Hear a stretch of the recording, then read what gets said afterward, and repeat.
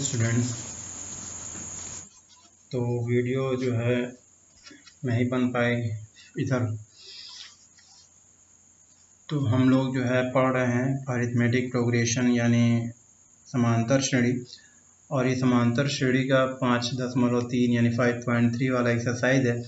और हम लोग 8 क्वेश्चन पढ़ चुके हैं। आज हम लोग पढ़ेंगे आगे के कुछ क्वेश्चंस। तो देखिए यहाँ पर 9वां क्वेश्चन लिखा हुआ है कि अगर 7 पद हैं यानी 7 टर्म्स है और उनके जोड़ 49 हों, यानी पहले 7 ऐसे पद फर्स्ट 7 टर्म्स के जोड़ जो है वो 49 हैं। तो 7 टर्म्स है, इसका मतलब कि n की वैल्यू हो गई आपके 7, ठीक है। और कह रहा है कि जो पहले 7 टर्म है उनका जोड़ जो है वो 49 है, यानी S7 की वैल्यू 49 है। समझ में बता रही है।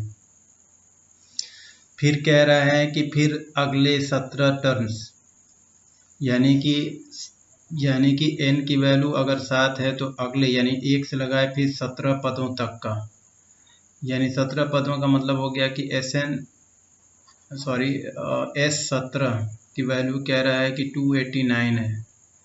तो बताओ कि nth टर्म यानी ये अगर पद चलता चला जाए 1 2 3 4 से लगाए 7 फिर 15 17 तक गया, ये कह रहे हैं कि चलता चला जाए n पद तक चला जाए, नहीं मालूम कितना, तो उसकी वैल्यू क्या होगी, यानी Sn की वैल्यू क्या होगी, ठीक है। तो यहाँ पर आपको सवाल लगाना है तो हमको सिर्फ 2 चीज़ें दी गई हैं। एक S7 की वैल्यू 49 दी गई है, तो हम इसी से लगाएंगे। हमको फार्मूला एक याद है ना, ये वाला एक फार्मूला है, ठीक है। हम इसी का सहारा लेंगे और सवाल को हम क्या करेंगे, लगाएंगे। तो देखो यहाँ Sn है यानी S7 बराबर n/2 यानी 7/2। अब चूंकि इसमें हमको a मालूम नहीं है, छोड़ देंगे। 7 इसकी वैल्यू मालूम है और d भी नहीं मालूम है, छोड़ देंगे। और ये दोनों की S7 की वैल्यू एक्चुअल में है कितनी, 49 है। तो देखिए ज़रा इसको सही करिए। 7/2 हो गया, यहाँ 2a और प्लस 7 में से 1 गया यानी 6d। कितना d बचा, 6d, ठीक है, इक्वल टू 49। अब देखिए 7 से 49 कैंसिल किया तो 7 हो गया। अब इसका 1/2 का अंदर कर दो तो 2a/2 और plus 6d/2 is equal to 7। 2 से काटो ये कैंसिल, 2 से काटा तो 3, यानी कि a plus 3d is equal to 7। ये हो गया आपका इक्वेशन नंबर 1, ठीक है। अब हम लोग चलते हैं अब हम चलते हैं ये दूसरी चीज़ जो दी गई S17 दिया गया। तो S17 बराबर भी हम ऐसे ही लिखेंगे 2a plus 17 minus 1 into D, ठीक है। इसकी वैल्यू दे दी गई है 289। तो इसको हम दोबारा लिख लें 17/2 और यहाँ लिखें 2a प्लस 16d, ठीक है, बराबर 289। अब अगर हम 17 से भाग दें तो 17 17 ही हम 289 होता, और 1/2 का अंदर गुणा करें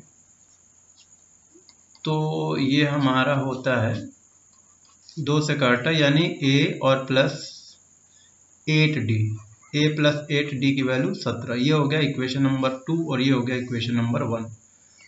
तो इतना उतार लीजिए, ठीक है। अब हम दोनों को क्या करेंगे, हल करेंगे। तो a प्लस 3d बराबर 7 और a प्लस 8d बराबर 17। इसको सॉल्व करेंगे, ये माइनस माइनस माइनस ये कैंसिल, ये माइनस 5d बचा बराबर -10। ये डिवाइड कर दिया आपने, भाग दे दिया, तो d की वैल्यू आ गई 2। तो a कितना है, तो a प्लस 3 इंटू 2 बराबर 7। तो a बराबर 7 माइनस 6, तो a की वैल्यू हो गई 1। अब क्वेश्चन में पूछा है कि Sn बराबर क्या होगा, तो Sn बराबर क्या होगा, n/2। a की जगह हम कितना रखेंगे, 1 रखेंगे, यानी 2 इंटू 1 प्लस n नहीं मालूम है -1, और d की वैल्यू कितनी है, 2 है, यहाँ 2 रख देंगे।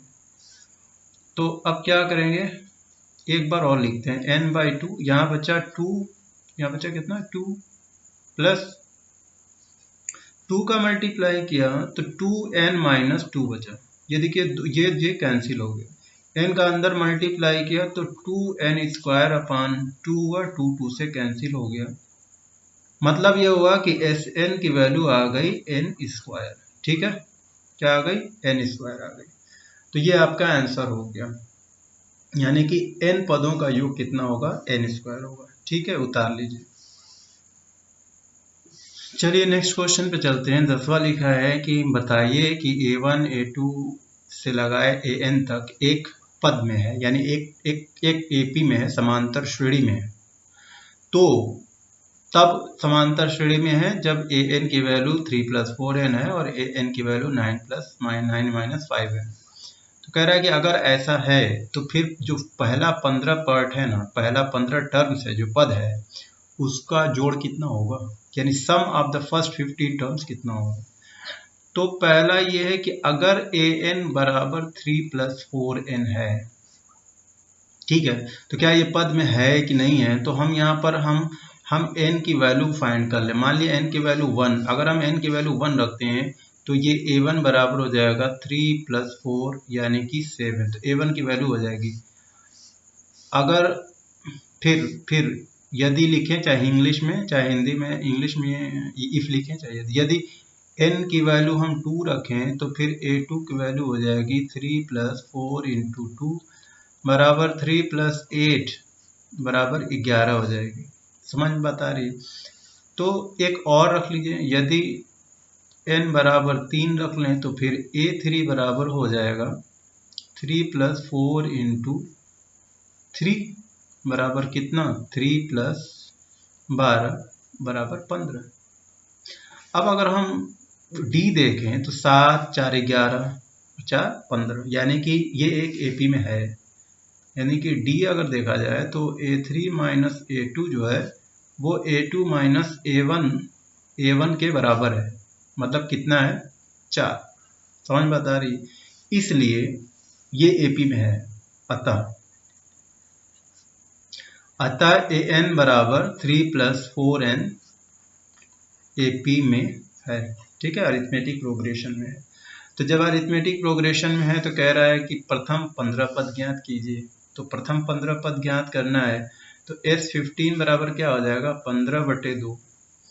2a होता है तो 2 × a की वैल्यू 7 प्लस n की वैल्यू 15 -1 और d की वैल्यू 4। तो ये हो जाएगा 15/2, यहाँ हो जाएगा 14 प्लस 14 चौको 56, यानी 15/2 गुणे ये जोड़ा 70 होता है। कितना होता है? 70। इसको काटा तो 35 हुआ और 15 में 35 का मल्टीप्लाई कर दीजिए तो 15 × 5 = 75 होता है, यानी 75 होता है और 15 × 3 = 45, 52 होता है। ठीक है, तो इसका मतलब हुआ कि प्रथम 15 पदों का योग कितना आएगा? 525 आएगा। क्लियर हो गया। अब हमको दूसरे वाले को भी चेक करना है और उसके भी 15 पदों को ज्ञात करना है। तो उसको उतार लीजिए। उतार लिया। अब देखिए दूसरे को अगर आपको निकालना है तो यहाँ पर हमने 3 + 4n लिखा है और आपको अब लिखना है 9 - 5n। ठीक है, देखिए यहाँ an की वैल्यू दिया है 9 - 5n। अब अगर हम यदि n बराबर 1 रखें तो यहाँ 1 रखेंगे तो 9 - 5 = 4 आएगा। n की वैल्यू अगर 2 रखें, यहाँ 9 तो है ही है, -5 × 2 यानी 9 - 10 यानी -1 आएगा। n की वैल्यू 3 रखते हैं तो 9 - 5 × 3 यानी कि 9 - 15 = -6 आएगा। ठीक है, तो अगर d देखें तो 6 में से 1 घटाया, -6 में से 1 घटाया यानी -5 बचा, और -1 में से -4 घटाया तो भी -5 बचा। समझ बता रही है भाई। देखो -1 -4 -5 -6 माइनस यानी +6। देखो -6 फिर -1 यानी -6 + 1 = -5। तो d हो गया हमारा कितना? -5 हो गया। तो इसका मतलब है कि an की वैल्यू 9 - 5n जो है वो AP में है। अब हमको प्रथम 15 पदों का योग ज्ञात करना है। तो ये तो 15/2 हो गया। अब a की वैल्यू हमारे पास कितनी है? 4 है, यानी 2 × 4 और प्लस n 15 है, 15 - 1 और d की वैल्यू आई है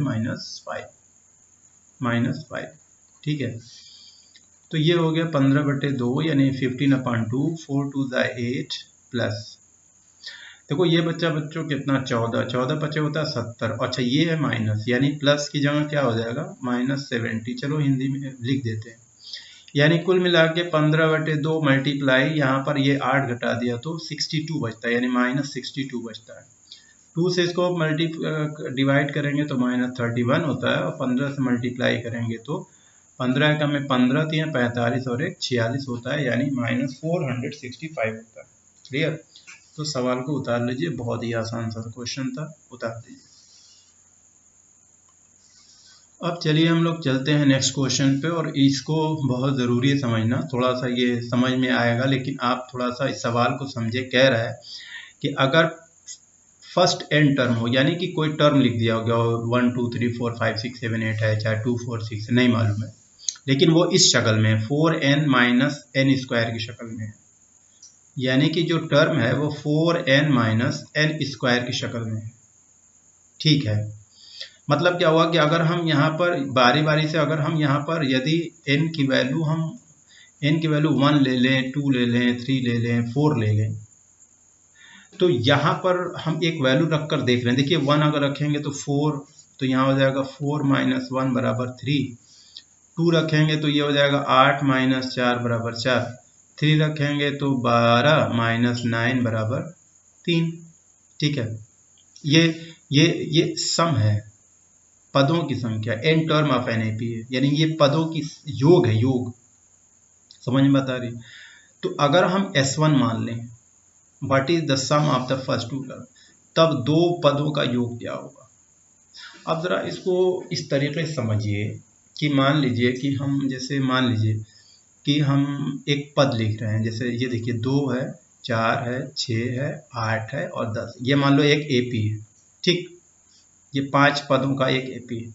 अब अगर हम आपसे कहें कि प्रथम पद का योग क्या होगा, तो भाई प्रथम पद यानी फर्स्ट टर्म का योग क्या होगा, वो अकेला ही योग है भाई, वो अकेला ही है, तो उसका योग क्या होगा, मतलब योग का मतलब कि 2 है, बस बात खत्म। आपसे ये पूछा जाए कि प्रथम 2 पदों का योग क्या होगा, तब आप कहेंगे कि 4 और 2 मिलकर कितना होगा, 6 होगा। समझ में बात आ रही है? क्लियर? तो अगर प्रथम 2 पदों का योग 6 है, तो बताओ कि दूसरा पद क्या है। समझो जरा, 2 पदों का योग 6 है, तो दूसरा पद क्या होगा। हम जब इस 6, जब 4 2 जोड़ा 6 आया, इसका मतलब अगर हम 6 में से 2 घटा देंगे तो 4 आ जाएगा। समझ बात आ रही? अब देखो ये है हमारे पास A1, ये है हमारे पास A2। ठीक है, ये तीसरा वाला क्या है A3, चौथा वाला क्या है A4। तो हमको दूसरा पद मालूम करना है, क्या मालूम करना है, A2 मालूम करना है। तो क्या करेंगे, हमारे पास जो S2 है ना, S2 का मतलब समझते हैं ना, ये S1 है, यानी पहले पद का योग 2 और दूसरे पद का योग 4 और 2 6। ठीक है, यानी S1 की वैल्यू 2 और S2 की वैल्यू 6। तो बताओ दूसरा पद निकालना है तो कैसे निकालेंगे, 6 में से 2 घटाएंगे, यानी कि S2 में से S1 घटा देंगे, यानी S2 में से S1 घटा देंगे। समझ में बात आ रही है? चलिए अब मान लेते हैं कि प्रथम 4 पदों का योग, तो देखो 4 2 6 6 12 8 20, समझिए ना, ये 4 पदों का योग कितना आ रहा है, 20 आ रहा है, यानी कि S4 की वैल्यू आ रही है 20। अब अगर हम आपसे कहें कि तीसरा पद क्या होगा, तीसरा पद यानी तीसरा पद ये ना है, तो तीसरा पद कैसे निकालेंगे हम, या हम पूछे कि चौथा ही पद क्या होगा। चलो मान लेते चौथा पद क्या होगा। अगर हमें चौथा पद निकालना है तो कैसे पता चलेगा, सवाल यहाँ से। तो चौथा पद तो हमें तब निकलेगा जब हम 3 पदों का योग और 4 पदों का, यानी 4 पदों का योग जोड़ लें और 3 पदों का योग जोड़ लें, और फिर देखो अब 3 पदों का योग कितना है, 6 4 10 2 12, यानी S3 की वैल्यू क्या है, 12 है। ठीक है, तो बताओ कि चौथा पद क्या होगा।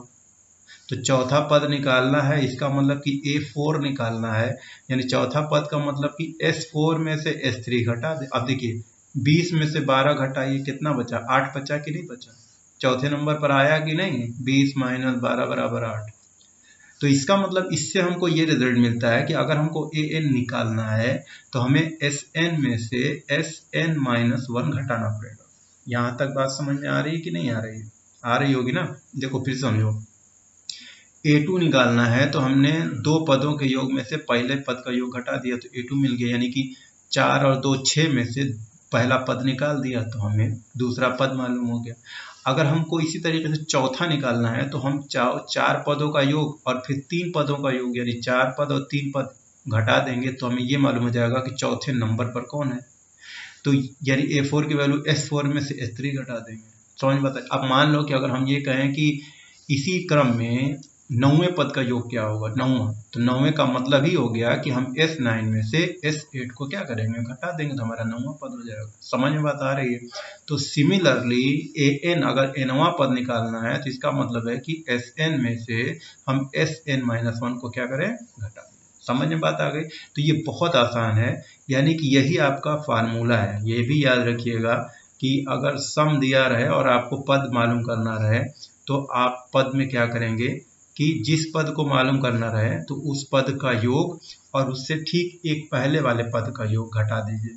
ठीक है, यानी कि 7वां मालूम करना है तो 7 पदों का योग और फिर 6 पदों का योग, तो 7 पद और 6 पदों के योग को घटा देंगे तो 7वां मालूम हो जाएगा। ठीक है, बात समझ में आ रही है। तो इसको आप खूब अच्छे से समझ लीजिए। मान लीजिए यहाँ पर अगर हमको 15 पदों का योग 15वां पद निकालना है तो जब यहाँ 15 रखेंगे तो यहाँ पर भी 15 रखेंगे और यहाँ कितना रखेंगे, 14, यानी कि 15 पदों का योग माइनस 14 पदों का योग, तब मिला के 15वां पद आएगा। ठीक है, समझ में आ गई है। तो चलिए इसी तर्ज पर जो है हम इस सवाल को क्या करते हैं, लगाते हैं। ठीक है, तो इसको मिटा दें।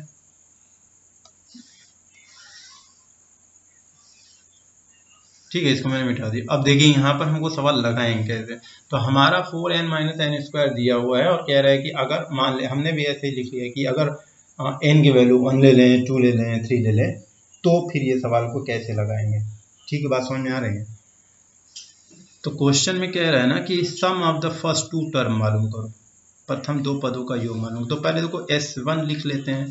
तो S1 लिखेंगे तो 4 इंटू 1 माइनस 1 का स्क्वायर, यानी कि 4 माइनस 1 बराबर 3। तो S1 हो गया हमारे पास 3। फिर कह रहा है प्रथम दो पदों का, तो S2 भी लिख लेते हैं। S2 बराबर 4 इंटू 2 है ना, n की जगह कितना रखेंगे, 2 माइनस 2 का स्क्वायर, यानी 8 माइनस 4 बराबर 4। क्लियर हो गया। तो ये हमारा जो है प्रथम दो पदों का योग हो गया। कितना हो गया, पहले का हो गया 3 पद, तो और दो पदों का योग कितना हो गया, 4 हो गया। अब हमसे आगे क्वेश्चन पूछा जा रहा है कि दूसरा टर्म क्या होगा, दूसरा पद क्या होगा। तो दूसरा पद निकालने के लिए, A2 निकालने के लिए हम क्या करते हैं, S2 में से S1 घटा देंगे। अभी आपने समझा ना, ये फार्मूला हमारे पास है कि n निकालना हो तो Sn में से Sn-1 को क्या करेंगे, घटा देंगे। समझ में बात आ रही है, ये फार्मूला अभी आपको मैंने समझाया है। तो यहाँ S2 हमारे पास है 4 और S1 हमारे पास है 3, यानी A2 की वैल्यू कितनी हो गई, 1 हो गई।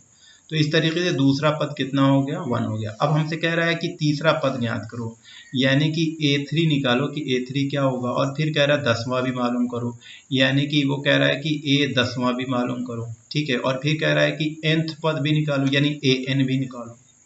समझ में बात आ रही। तो हम इसकी मदद से इसको हम निकालें, ये तो हमारा डायरेक्ट है, ये तो हमने फार्मूला बन गया, लेकिन हमको इसको निकालना है। तो देखो A3 निकालना है, तो देखो A2 निकाला तो S2 में से S1 घटाया। अब A3 निकालना है तो A3 निकालने के लिए मैं यहाँ पहले लिख ले रहा हूँ, A3 निकालने के लिए S3 में से S2 घटाना पड़ेगा। इसका मतलब पहले हम S3 निकालें। समझ में बात आ रही है। तो सबसे पहले हम क्या करेंगे, S3 निकालेंगे। तो S3 की वैल्यू क्या हो जाएगी, S3 की वैल्यू हो जाएगी, यहाँ 3 रख दीजिए, तो 4 गुणे 3 माइनस 3 का स्क्वायर, यानी 12 माइनस 9 बराबर 9 3 12, 3 आ रहा है। ठीक है, S3 की वैल्यू कितनी आ रही है, 3 आ रही है। अच्छा सुनिए, यहाँ पर मैंने लिख तो दिया है, डायरेक्ट लिख दिया है यहाँ पे, लेकिन आपको लिखना पड़ेगा कि n बराबर 3 समीकरण 4n माइनस एन स्क्वायर में रखने पर, ठीक है, यानी putting n is equal to 3 in equation 4n minus n square. ये आप लिखेंगे, मैं लिख नहीं रहा हूँ, लेकिन आपको इसको लिखना चाहिए। ठीक है, बात समझ में आ रही है। यहाँ पर भी लिखना चाहिए, यहाँ पर भी लिखना चाहिए, हम लिख नहीं रहे हैं थोड़ा शॉर्ट करने के लिए। वैसे आप जब एग्जाम में लिखेंगे तो ये लाइन अगर ऐड कर लेंगे तो भी अच्छा रहेगा, नहीं लिखेंगे तो भी काम चलेगा, लेकिन आप लिख लेंगे तो बेटर होगा, बेहतर होगा, ज़्यादा अच्छा होगा। अब तो देखो A3 की वैल्यू हो गई S3 माइनस S2। तो S3 हमारे पास क्या है, S3 हमारे पास है S3 हमारे पास क्या है, S3 हमारे पास है 3 और S2 हमारे पास क्या आया है, 4 आया है। कितना आया है, 4। यानी A3 की वैल्यू हो गई इस तरीके से कितनी, -1 हो गई। A3 की वैल्यू कितनी हो गई, -1 हो गई। क्लियर हो गई बात। अब हमको क्या निकालना है, S10 निकालना है। तो S10 A10 निकालना है, A10। तो A10 का मतलब क्या होता है, जरा समझ लें।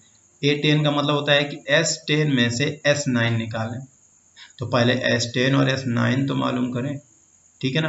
तो चलिए S10 और S9 मालूम करते हैं।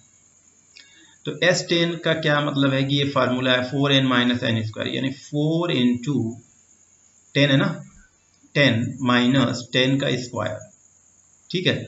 इसमें से हमको S9 निकाल देना है। S9 का मतलब 4 इंटू 9 माइनस 9 का स्क्वायर। तो देखो 10 चौको 40 माइनस 100 माइनस 9 चौको 36 माइनस 9 नवा 81। तो ये हो गया -60 माइनस यहाँ कितना बचा, 81 में से 36 निकाल दिए, 11 में से 6 गया 5, बचा यहाँ पर 7 में से 3 निकालेंगे 4, यानी -45। तो ये +45 हो जाएगा, यानी -60 + 45 इज इक्वल टू -15। तो A10 की वैल्यू हो गई -15। तो 10वां पद भी हमने निकाल लिया। क्लियर। क्वेश्चन में क्या कह रहा है कि थर्ड टर्म निकालो, निकाल लिया। 10th टर्म निकाल लो, निकाल लिया। ठीक है, बात समझ में आ रही है। तो यहाँ पर हम क्या करेंगे, ये समीकरण नंबर यहाँ पर ले लेते हैं हम लोग, यहाँ से निकालते हैं समीकरण नंबर। हम लोग क्या करें, देखिए ऐसे करते हैं, समीकरण निकालना है ना। तो देखो ये हो गया समीकरण नंबर 1 हमारे पास, ये हो गया समीकरण नंबर 2 हमारे पास, ये वाला, ठीक है। ये हो गया समीकरण नंबर 3 हमारे पास। तो इन तीनों समीकरण से, यानी कि समीकरण या इक्वेशन नंबर 1 2 3, समीकरण 1 2 और 3 से an बराबर क्या हो जाएगा, Sn माइनस Sn माइनस 1। ठीक है, बात समझ में आ रही है। लेकिन वैल्यू रखना पड़ेगा ना, हमको तो वहाँ वैल्यू दी हुई है, तो हम यहाँ वैल्यू रखें। तो देखो Sn की वैल्यू क्या दिया हुआ है, 4n - n² दिया है। ये तो आप समझ रहे हैं, Sn की वैल्यू दिया है। अब हमको लिखना है Sn - 1, यानी ये n की जगह n - 1 लिखना है। देखो यहाँ पे 10 रखा था, ठीक है। तो 10 तो ठीक है, अब 10 में से 1 घटाया 9 बचा, 10 में से 1 घटाया 9 बचा। तो हम यहाँ पर n में से घटा तो नहीं सकते ना, तो हम क्या करेंगे, 4n - 1 फिर -n - 1 का स्क्वायर, ठीक है ना। तो यहाँ 10 रखते तो ये 10 दाम में 100 हो जाता। तो 9 हमको लिखना, 10 में से गया 9, 10 में से गया 9। समझ में बात आ रही है। तो चलिए देखिए यहाँ पर इसका आंसर क्या आ रहा है, बराबर बराबर बराबर क्या है, इसको हम तो कुछ नहीं कर सकते, लिख दे रहे हैं। अब देखिए ये माइनस है, इसका मल्टीप्लाई कर दीजिए, 4n माइनस माइनस प्लस, यानी +4, ठीक है। अब देखिए ये माइनस तो ठीक है, a - b का होल स्क्वायर पर क्या होता है, a² + b² - 2ab, यही होता है ना। तो वही मैंने लिख दिया है, ठीक है। इसको दोबारा से लिखते हैं। देखो ये 4n प्लस है, ये माइनस, ये वाला माइनस, ये प्लस है, कैंसिल हो गया। -n² है तो -n² कर लेते हैं, ये +4 भी कर लेते हैं, इस माइनस का अंदर मल्टीप्लाई कर देते हैं तो -n² हो जाएगा। माइनस का प्लस में मल्टीप्लाई किया तो -1 हो जाएगा, माइनस का प्लस मल्टीप्लाई किया तो माइनस हो जाएगा, माइनस का माइनस में गया तो प्लस हो जाएगा। देखो ये 1 मिनट, हाँ। तो देखो 1 - n² और 1 - n² मिलके -2n² हो गया, फिर +2n हो गया हमारे पास, और +4 में से -1 निकल गया, तो हमारे पास बचा +3। ठीक है, बात समझ में आ रही है। तो इस तरीके से हमारे पास जो वैल्यू आ रही है वो क्या आ रही है, कुछ कैलकुलेशन में कहीं गड़बड़ी हो रही है क्या, कुछ सोच कोई कहीं देखिए तो गड़बड़ी हो रही है क्या बच्चों। यहाँ कुछ माइनस प्लस में कुछ गड़बड़ी हो रही है। मैं ज़रा इसको हम दोबारा से यहाँ करते हैं, कुछ माइनस प्लस में थोड़ा सा लोचा हो रहा था, एक जगह गड़बड़ी हो रही है।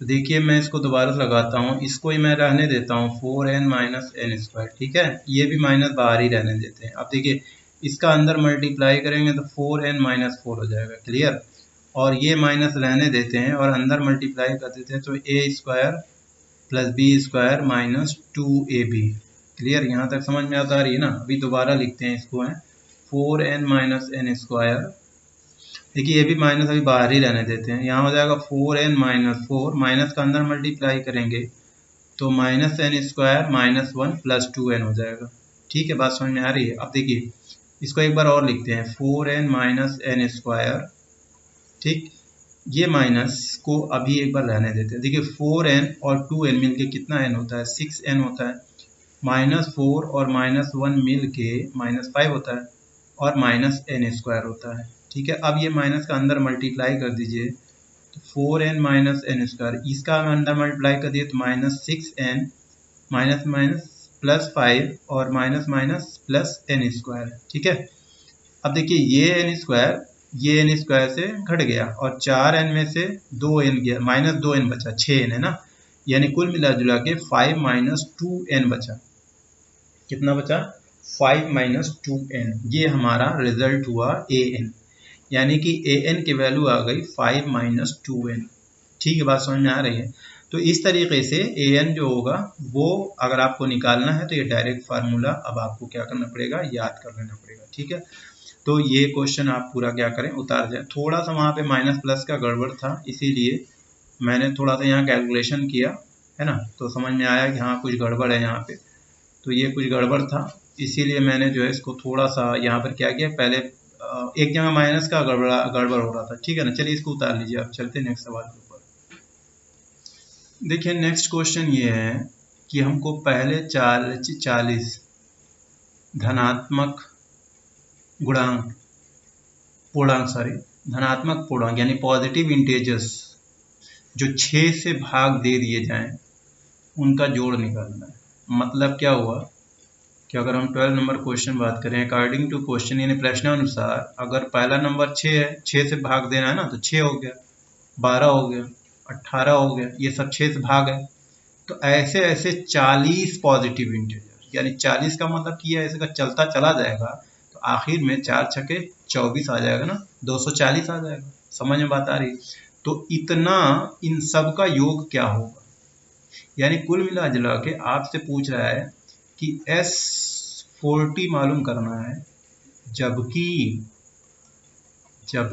A1 जो होगा हमारे पास 6 होगा, और अगर हम an निकाल लें, an से भी हम निकाल सकते हैं ना डायरेक्ट, फार्मूला मालूम है कि नहीं, Sn बराबर n/2 a प्लस an, मालूम है कि नहीं मालूम है, तो डायरेक्ट फार्मूले से हम लगा सकते हैं। जबकि A1 की वैल्यू 6 और A40 की वैल्यू 240, तो S40 की वैल्यू क्या होगी, आप रख लीजिए, S40 is equal to 40/2 6 plus 240, ये प्लस ये काटा जो 20 हुआ और मल्टीप्लाई ये 246 हुआ, तो 246 में 2 का मल्टीप्लाई कर दीजिए, 2 छक्के 12, 2 चौको 9 और 2 दूनी 4, ठीक है, अरे 2 चौको 8 9, तो आपका आ रहा है 4920, यानी पहले 40 पदों का योग कितना आ रहा है, 4920 आ रहा है, ठीक है, समझ में बात आ गई। अब देखिए नेक्स्ट क्वेश्चन, यहाँ पर इसको भी समझ लीजिए, ये 13वां क्वेश्चन, 13वां क्वेश्चन भी यही है। अब हमको 15 मल्टीपल निकालने 8 के, तो 8 का मल्टीपल का मतलब क्या होता है, प्रश्न अनुसार पहला 8 होगा, तो दूसरा कितना होगा, 16 होगा, तीसरा कितना होगा, 24 होगा, इस तरीके से करके 15वें नंबर पर कितना आएगा, 120 होगा। तो हमको S15 निकालना है, तो S15 का मतलब ही क्या होता है, ये फार्मूला देख रहे हैं ना, यही यहाँ लिखेंगे हम, आपको लिखना पड़ेगा, मैं नहीं लिख रहा हूँ, 15/2 और पहला पद 8 और आखिरी 120, यानी कि 15/2 और गुणे 128, 2 से काटा तो कितना हुआ, 64, 60 दूनी 120, 15 चौको 60 और 15 छक्का 90 और 6 96, 960। इसका मतलब हो गया कि इस तरीके के 15 पदों का योग 960 होगा जो 8 से कट जाते हैं, यानी 8 से डिविजिबल जितने भी नंबर हैं उनके पदों का योग कितना हो जाएगा, 960 हो जाएगा। देखिए कितना आसान क्वेश्चन है। और ठीक इसी तरीके से 14वां भी है। 14वां भी यही है कि sum of the odd number, यानी विषम संख्या 0 से 50 के बीच में जितनी विषम संख्या है उनका जोड़ क्या होगा। समझ में बात आ रही है? तो पहले इसको उतार लीजिए। क्वेश्चन में यही दिया है कि 0 से 50 के बीच में है, तो हम लोग 14 नंबर है। तो अकॉर्डिंग टू क्वेश्चन 0-50 के बीच में जो विषम संख्या है 1, फिर 3, फिर 5, फिर 7, इस तरीके से आप पहुंच जाएंगे कितने तक, 49 तक। समझ में बात आ रही? ये है 0 से 50 के बीच में विषम संख्याएं। तो इसमें आपका a1 जो हो जाएगा वो हो जाएगा 1 और an हो जाएगा वो हो जाएगा 49। समझ में बात आ रही है? और हमें इसमें d की ज़रूरत ही नहीं, तो n क्या होगा, n क्या होगा भाई, 50 50 नंबर में से 50 में से 25 सम हो गया, 25 विषम हो गया, यानी कुल n कितना हो गया, 25 हो गया। नहीं, अरे 50 संख्या है तो 50 even number, 50 odd number, 50 even 50 odd, मतलब 50 सम 50 25 इवन 25 ऑड मिलके 50, यानी 25 सम संख्या, 25 सम संख्या, 25 विषम संख्या, मिला के 50, तो n कितना हो गया, 25। तो अब हमको क्या निकालना है, सबका योग निकालना है, यानी S25 की वैल्यू फाइंड करना है। तो S25 का मतलब 25/2। यहाँ फार्मूला लिख लीजिएगा, फार्मूला वही फार्मूला जो अभी हम लोग पढ़ रहे थे, n plus a plus an, ठीक है, ये फार्मूला था ना अभी। तो ये हो गया a हमारे पास है 1 और an लास्ट टर्म हमारे पास है 49, यानी 50/20/2 मल्टीप्लाई 50, 2 से काटा तो 25, 25 में कितना होता है, 625 होता है। तो इस तरीके से हमारा आंसर कितना आएगा, 625 आएगा। समझ में बात आ रही है? तो बच्चों क्वेश्चन देखो बहुत आसान है। अब हम लोग जो है एक क्वेश्चन और पढ़ लेते हैं, 15वां भी। बाकी बचे हुए क्वेश्चन हम लोग नेक्स्ट वीडियो में पढ़ेंगे, ठीक है।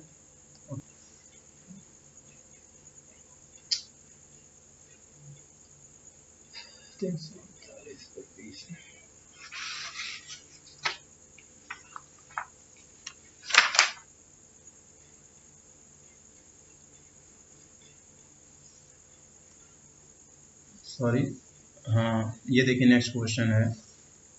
तो इसको थोड़ा सा क्या करते हैं ना, हम लोग बड़ा कर लेते हैं ना, क्या करते हैं, थोड़ा सा बड़ा कर लेंगे तो आपको भी समझ में आएगा कि हाँ क्या पढ़ाया जा रहा है।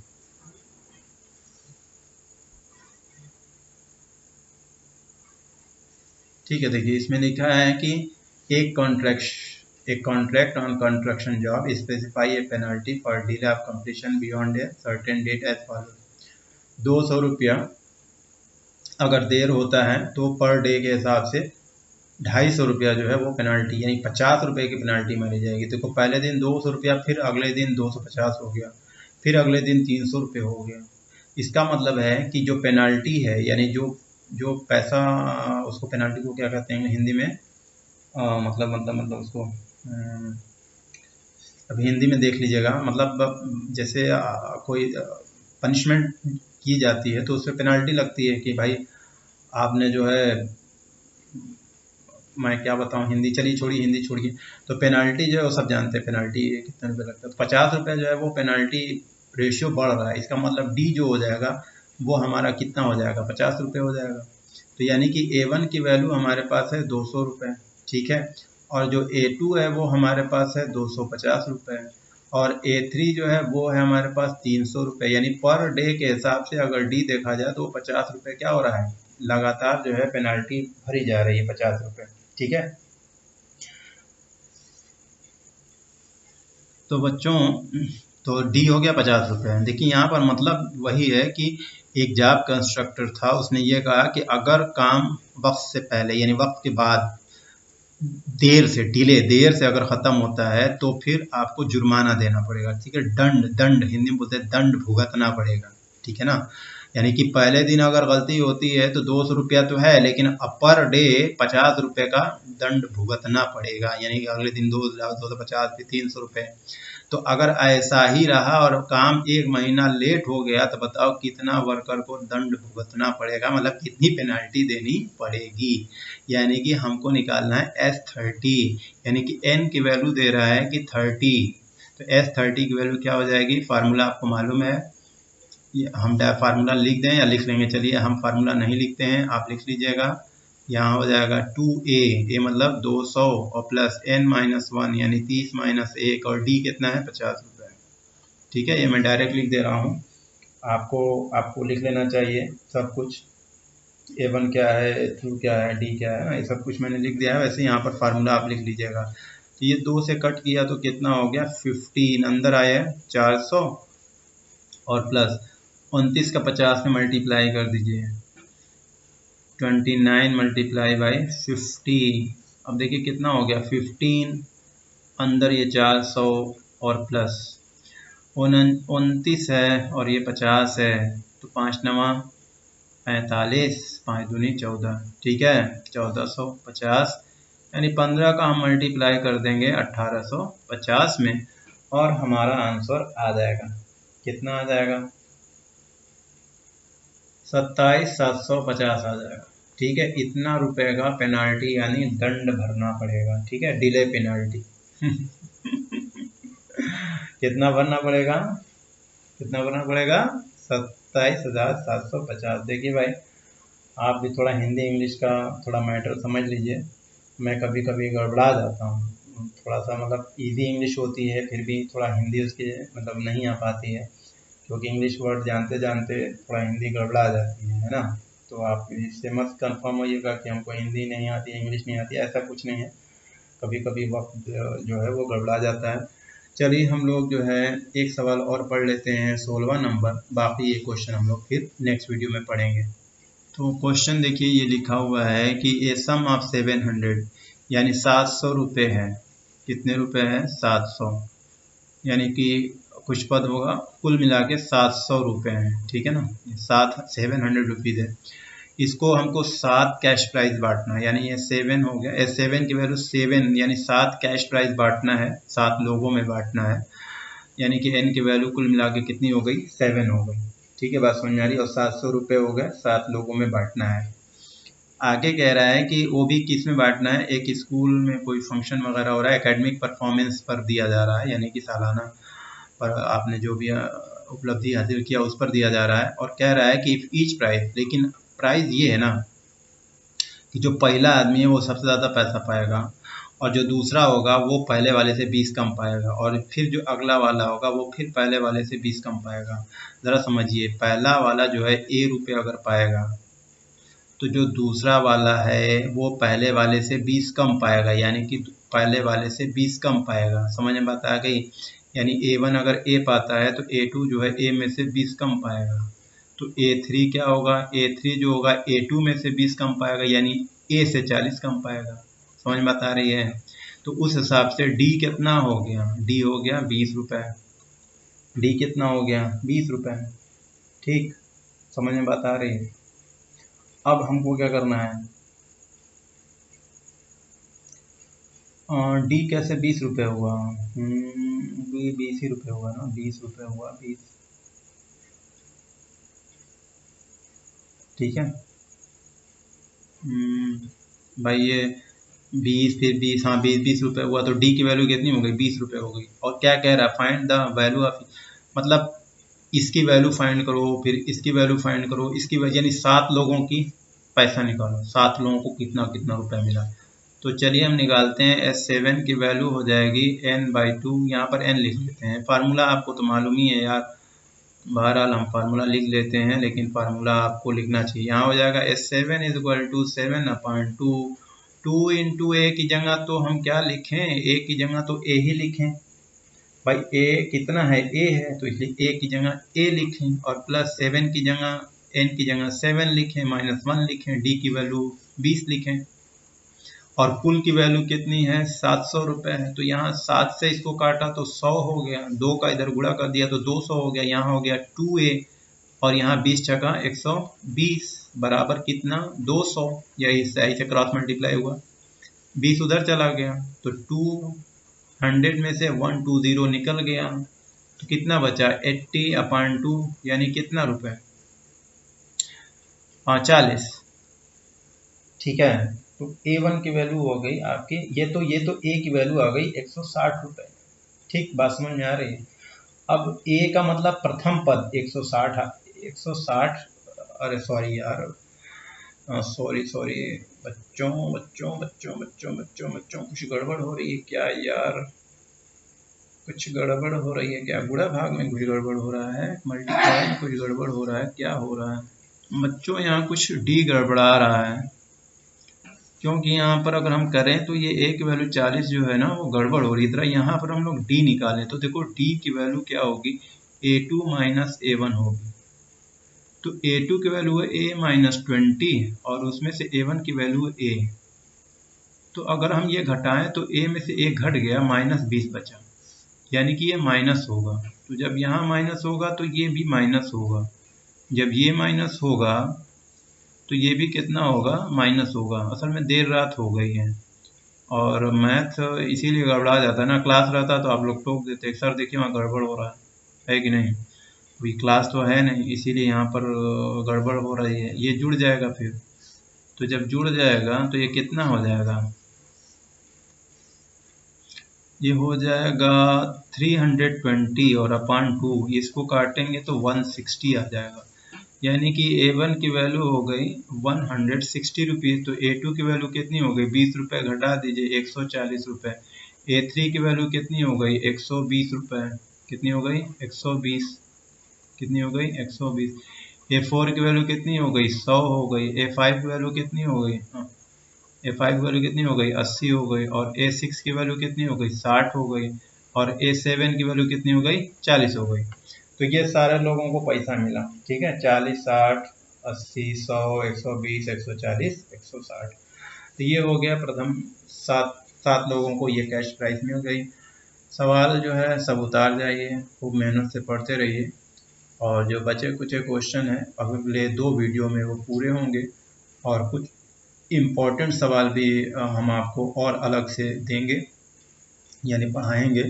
तो कुल मिला जुला के अभी कम से कम इसकी 3 या 4 वीडियो आएगी, तब ये लेसन क्या हो जाएगा पूरी तरह से ख़त्म हो जाएगा। पढ़ाई करते रहिए, गुड बाय।